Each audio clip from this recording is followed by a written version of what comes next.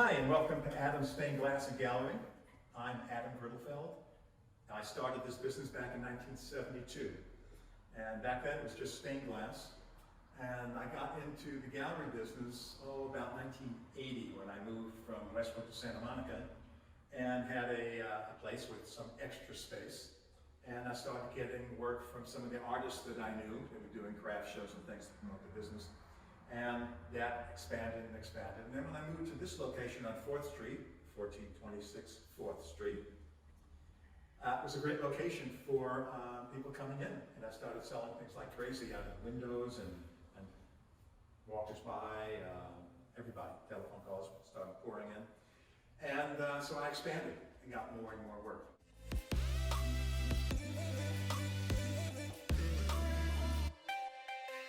We still continue doing the stained glass. We do a lot of historic preservation, repairs, but we do new stained glass, new beveled glass, new etched glass. We do Tiffany lamps, and we go all around the world. We've shipped to Puerto Rico, to Germany, England, Ireland. As far as stained glass goes, Japan, we did a hotel in Japan. And of course we ship items from the gallery all over the world as well. So why stained glass? Why glass art? Well, stained glass was because it was a hobby. At the time, I was doing something else and trying to get into another field, and I picked stained glass up as a hobby in San Francisco, and I kept doing that while I was trying to do the other thing. The other thing didn't pan out. Push came to shove, and I said, I like doing the stained glass, and I'm doing pretty good at it. So I actually bought a studio then, or moved into a studio. And it just kept expanding and expanding and expanding. And I liked it, and people liked what it did, and went on from there. And how did you end up in Santa Monica? Well, I was in Westwood, and I was in Westwood for about 8 years, and I needed more space. So that's when I moved first to Santa Monica, to a place on Broadway, and I was there for about a year and a half, and then this place became available, so I moved in here. So what year did you come here? 1980s when I moved into this location. So it's been 41, it will be 42 years. Wow, that's wow. Yeah, the gray's coming out a little bit. Oh my goodness, that's amazing. So you've really seen Santa Monica change. Been a lot of change. From a very slow, beachy neighborhood, like so many other places, like Hermosa Beach, Redondo Beach, were always just slow beach communities, to busy, metropolitan, cosmopolitan city where people from all over the world would come. Did you grow up in Los Angeles area? No, I was raised in New York. Ah, you're originally from New York. Originally from Brooklyn and raised on Long Island. And then when did you end up here? I came out to California in 1969 with the Navy in San Francisco. Oh, wow. And came down to LA in 71, 72. So did you go to college or? Went to college in South Carolina at the Citadel. What did you study? I was a poli-sci major, and then became a Navy pilot, joined the Navy. And so I stayed with the Navy until I got out, till the end of 71. And that brought you out west? That brought me to San Francisco, which is where I picked up the stained glass. And then my wife was transferred from Stanford for her PhD, coming down to UCLA. So that's why we moved down here. So what happened in San Francisco that made you want to do stained glass? Did you take a class? I was always handy. So I was helping some friends who put in a craft store, and I was helping them put cabinets in. And there's a woman there that did stained glass, and I just picked it up from as a hobby from her. And we did some craft shows together, and then we just moved down here. How authentic are you? Do you use the lead glass? What do you do? We still make our windows the same way they were made 1,000 years ago. And so you have about 200 different artists here that are represented. Is any of your art here? Do you personally do glass art anymore? No, we do, well, some of the things that we've restored are here. But pretty much everything we do custom is out the back. It's all custom things, all our stained glass and Tiffany lamps. This Tiffany lamp up here, I don't know if it's visible. So that we did, we've had more here, but we've sold them all. Are these, do you get commissioned for art as well? Yes. So tell me a little bit about that. Yeah, obviously we get commissions for our stained glass and beveled and etched glass. But a lot of our artists will do commissions. Somebody might see a vase and want it bigger, want it different colors, or need a piece for a centerpiece or a piece on the mantle. And with 200 plus artists, I can go to different people and say, hey, can you do this? Is this within your realm of doing things? And there's some artists that I like always go to first. I know what their capabilities are, and they're very eager to do something new. Okay, so tell me about how you reach these artists. So initially, when I started out here doing stained glass, I was doing art shows to promote the business. And at the art show, as you know, there are many artists doing anything from clothing to wood, to ceramics, to glass. And so I would meet them and then ask them if they would be in my gallery. Once I got a little more established and got to this location, I needed more work. And so I discovered that there are some wholesale shows for artists to go to. Mainly we go back east, used to go back east every year to Philadelphia and Baltimore for the two largest wholesale shows for galleries in the country. That's where I met most of the people, and that's going back about 40 years now, actually more than that. So, and I've maintained relationships with them. Some of them are still blowing glass, a lot of them have retired, and some people have sold their business to another glass blower, but there's a lot more schools now at the universities that are teaching glass. Hand-blown glass, stained glass, all types of glass. So they're producing a lot more artists that are very good young artists, that are creating in a different way, always coming up with new ideas. So a lot of times they will reach out to me through friends that come in, internet, or they're just promoting themselves through one way or another. Is this the only location that you have? Yes, it is. Okay, and all the work is done in the back? Everything's done in the back, unless obviously we're going to do a job on site. A lot of repairs we can do on site. So here is the maestro, Alberto Marquez. Along with Armando Alaman, do most of the stained glass work, and I occasionally dabble in it. And these are called rondelles. So this is two windows we're doing. I don't know if you can get in the quadrifoil shape here. And these are hand-blown, people call them bottle bottoms, but they're blown on a piece of glass, flattened and spun. And lead is wrapped around these, and then we have other glass that fits in between to make the lead glass window up. And this is sort of what it's going to look like. This is a window that's maybe 120 years old that we took apart, that we restored. And you can see the glass in it and the different jewels. It's really beautiful. Yeah, great window. This is going in a house that was burnt down that they're rebuilding. We make Tiffany lamps, but this one we restored. It had fallen and there's a whole bunch of broken pieces. So this is Tiffany Dragonfly.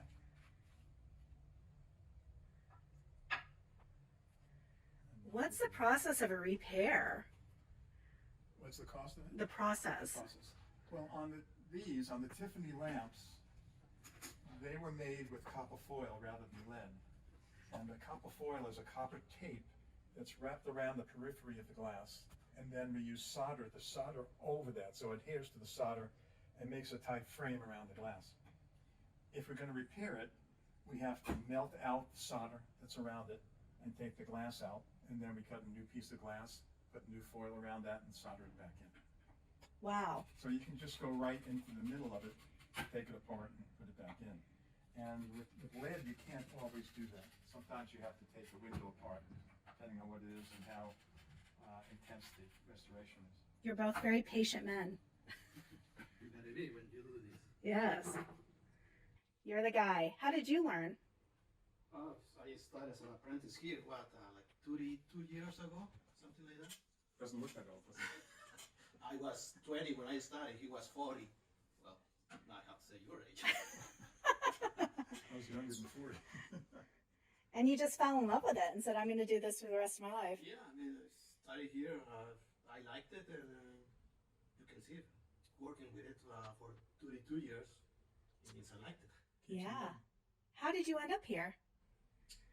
Well, I had a friend owned a restaurant next door. It was Nat's Coffee Shop. They've been long gone. But the owner of the restaurant knew Adam, and he's the one that recommended me to come and work here. And tell me your name again. Alberto Marquez, and I'm originally from Mexico. I came here about 35 years ago, and been working here for about 32 years, so. that's Did the you story of do my life. any artistic work back in Mexico, or? No, well, no. I didn't know anything about stained glass until I started working here. So people should not be intimidated to learn stained glass because you can learn it. Oh yeah, I mean it's a matter of practice. Once you know how to score a piece of glass like this, with a simple glass cutter, and then just break away where the score was, be really accurate on the lines, and then you need to learn how to solder with a little soldering iron like this, and melt solder. This is the solder. You melt solder on the joints. If this was really hot, then you take the soldering iron, apply flux to the joint, and then melt the solder on the joint, and keeps the whole thing together. That's part of it. I'm always interested, like, how do you find the colors? Because some of them are very period. So how do you find that? So there's different places we get the glass from. There's Germany, France does hand-blown glass and machine-made glass. We get it from West Virginia. Well, we don't get it from West Virginia anymore. Blanco used to make sheet glass. But we get it from, actually Milton, West Virginia, to Wismac Glass Company. They make machine-made glass. And Indiana, Kokomo Glass Company makes glass. Down in, used to be in Portland, there was a company there that had to close because of environmental reasons, and now they're making glass in Tijuana, some good glass. And there's some other smaller studios around that make their own sheet glass that we can use to make stained glass windows. Okay, great. And this is a good place to start. These little pineapple glasses.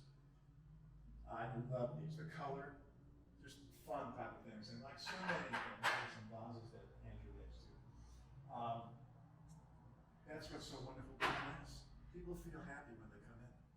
Just coming in, you can have a down day, but you can't be depressed being around all the color, the excitement that's in here. These are some of the most popular vases we have. Color, well made, very reasonably priced, and they do all kinds of different colors and sizes and shapes. And they're local down in San Diego. Michael Maddie and Rena Ferris. A lot of the sculptures we have, dragonflies, all kinds of fish and sharks and vases. Again, you can see the color, vibrancy of everything, just fun stuff, fun to look at. You put flowers in them, this would be a great flower arrangement in that. But it's just interesting putting out and having someone wonder about what's going on there. Here's another thing that's very popular. Here it is. The cherries. People love the red cherries.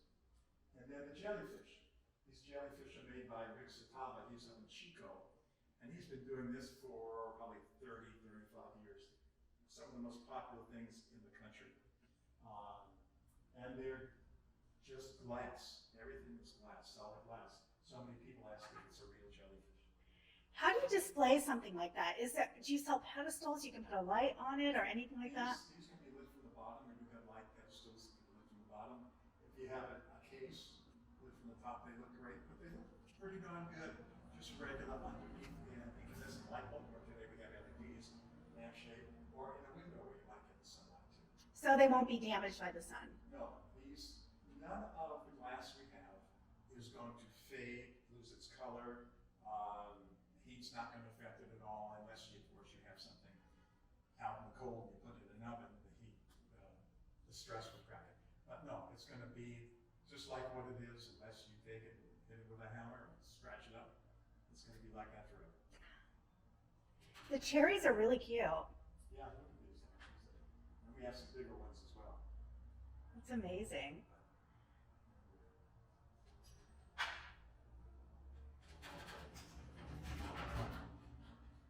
So we have figurines, little elephants, pigs, and of course glassware, champagne flutes, all kinds of different wine glasses, tumblers, highballs, martini glasses are very popular. Andrew Adnasi is, he did those pineapple glasses, also does the tiki glasses. So if you're in the mood for a Mai Tai, just get back from Hawaii, this is what you need. Okay, so these are by Bob Kliss. He's up in Fresno. And I just love these. He does these vases, all different sizes. This obviously is a teapot, but it's not functional, just a sculpture. Here's another one of his vases. Just love the color and Has such a whimsy to it. yeah, just makes you feel good.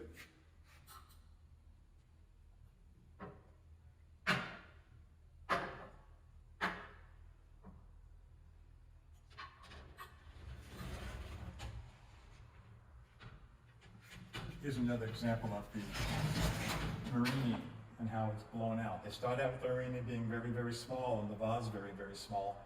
And as it blows out, these get larger and larger. There's another, this is by Josh Simpson. Josh is a very famous glass blower from Sherborne Falls, Massachusetts, up by the Berkshires. And he makes these inhabited planets. And you can see how he has, I don't know if you're going to pick up the very long, fine, smaller than spaghetti, smaller than vermicelli. When I first opened up my studio, I was carrying Blanco glass. A lot of people might be familiar with Blanco glass in West Virginia. But the first actual smaller studio that I got was Orient de Flume. And their first glass blower is still with them. Actually, he's part owner of the company now. So Bruce is still producing work, beautiful work, I might add. This is one of my favorite artists, Susan Gott. Susan is from Tampa, Florida. And these are all cast. So she melts the glass 2,300 degrees. She makes a mold. So she carves a piece of dense styrofoam, impresses that in sand, and then injects nitrogen in the sand, which compresses the sand even more tightly. And then she pours the glass into the mold. Then she has, in the glass, she does this just like I had before with the Marini. She does these pieces, all kinds of different designs and stuff, lays those in the mold, and makes windows in there, polishes the glass out so you can see through it. We sell her pieces all over the world, ship them to India, Japan, all over. Are there any other artists who do artwork like this with the nitrogen, you said? No, I don't know. I don't carry anybody else that does this, her size. I mean, look at this piece here. This is 6 feet tall. So she has to have it very condensed. Okay, so one of the questions I always get when I sometimes have to put art into houses for some reason is, you know, you get the California proposition warning, and is it safe to have all this glass in your house? What has changed since then that's changed the safety of it? Talk about that a little bit. Okay, yeah, glass, there's nothing in glass that's going to come off, no poisons or anything that's going to hurt you. Glass is glass. You wash it just like you would wash anything else. If it's art glass, it's generally not recommended that's put into a dishwasher, but some of the glass can be put into a dishwasher. You're probably not going to want to put a $1,000 piece of glass in the dishwasher. Although we do have a lot of pieces for $100 or less. As far as stained glass goes, stained glass, as I said, we still make it the same way it was made 1,000 years ago. So that requires lead cane, the lead that holds, it's basically a border around each separate piece of glass that holds the window together. And then we solder it with solder at the joints. The solder is half lead and half tin. So you don't want to eat it. When we work with the windows, we want to make sure that we don't have a sandwich while we're eating, because the lead is going to be on our hands. Always wash our hands, have a clean area to eat. Some people are afraid when we do a leaded glass window, they have kids, and they're afraid the kids are going to eat the lead from a window or scrape it off or something like that, which is really remote to get up there and eat it. However, we do, in that case, make the windows out of zinc. And the zinc is much stronger than the lead. It's not going to peel off or anything. It doesn't have the lead contamination in it. In fact, when we make beveled glass windows, the beveled glass is made out of 1/4-inch thick glass, which is much heavier than the stained glass. So a lot of times we use zinc for the beveled glass. It holds up much more, doesn't need as much reinforcement. Do you do any glass work for major companies or anything like that? We have done windows for companies like etched glass windows for the doors. It could be a doctor's office or a main office. Sometimes the logo is etched in the glass. We've done stained glass windows with logos in them for corporations. Okay, so vendors could come to you. Yes. Okay, that's good to know. We've also given trophies for corporations to give out to their employees, for salespeople, that the artists would make blown glass pieces. What's the most popular item that people tend to buy for their house? Oh, for their home, vases and sculptures. For gifts, it's vases. And you said colorful sculptures are the most popular? Yes, yeah. There's a glass called dichroic glass. It's right behind me. This glass up here and this glass, it's a metallic glass that's made by plating the glass with titanium. And it's done in a vacuum chamber. So that, sometimes it's overused a lot, but it's very dramatic when used properly. So that's one type of thing. The other is the type of colors they use and textures. The contrast between colors. You might have like a black glass or a dark blue glass with a lighter glass. All kinds of different things. And you got to trust the artist. Okay, so when people come to this store and they're just overwhelmed by how many beautiful things are there, how do you get them started to kind of understand if they want to get a gift for somebody or if they want to start collecting themselves but they're not really sure where to start? So, yeah, there's a lot of things here. And a lot of people come back 3 or 4 days. It's a lot to take in. So, generally, first I'll ask them if they need help, if they're looking for something, or they'd rather just look around for a while. And probably about 50% of the people ask for help, and 50% of the people want to walk around and look. And then I sort of try to narrow it down price range. Is it a gift? Are they going to be traveling with it? Because they generally want something smaller, although we do ship for free. And then we kind of figure out if it's for them or for someone else, and if they know anything about the people. Sometimes people come in for a gift that's an obligatory wedding gift, and they know absolutely nothing about the people it's going to. So we can always find a little vase, something that I generally try to talk to people about not getting something too big, because you don't want to force somebody to put something in some place in the house where they may not have room and may not even like it. So we just kind of go side by side and look and see what we have, and I'll make some suggestions on colors, and generally I think that people get what they like. And I haven't had too many things come back, although we do have a lifetime exchange policy, and for 2 weeks you can take it home and live with it. If you don't like it, you can bring it back for a full refund.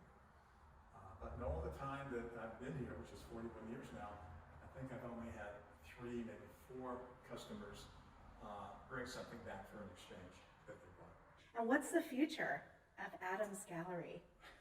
Well, the gallery seems to be doing well, because as I said, online is doing well.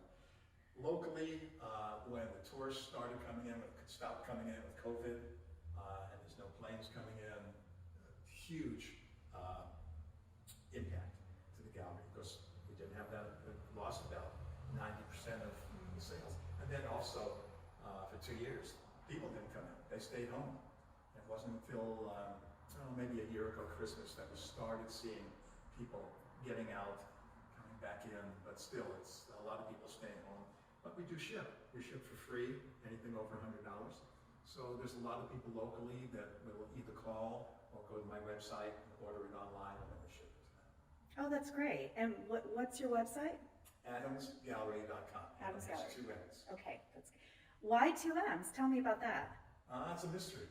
That's the way I was born. And I always went by a nickname. I never went by Adam. So I never even thought about asking my father or mother why. There isn't a family member or anything like that that has 2 M's? No. Interesting.